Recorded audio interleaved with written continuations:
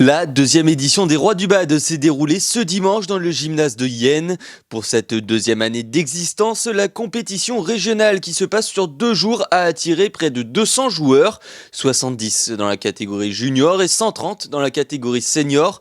En tout, ce sont plus de 200 matchs qui se sont joués dans 10 catégories différentes en ce qui concerne les seniors.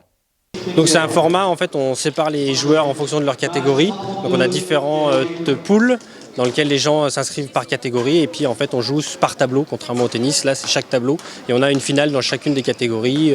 On n'est que sur du simple sur ce tournoi-là. On en a un autre où on fait du double et du mixte et on a une finale dans chacune des catégories. Donc en fin de journée on a toutes les finales qui se déroulent en même temps. Les catégories, ça fait du P, qui veut dire plutôt local, des classements locaux, du D qui est du départemental, du R qui est du régional.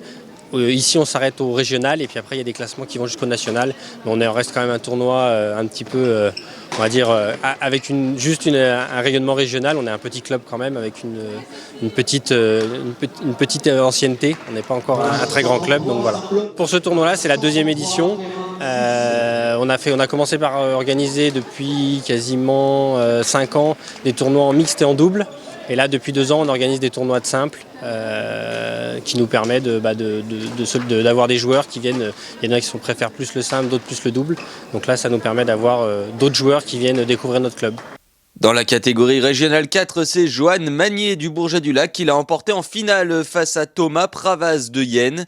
Et dans l'autre catégorie régionale de la compétition, c'est Clément Lefrançois de Challes-les-Eaux qui l'emporte devant Sylvain Collomb d'Albertville. Prochaine grande compétition de badminton du côté de Yenne le 8 et 9 avril prochain.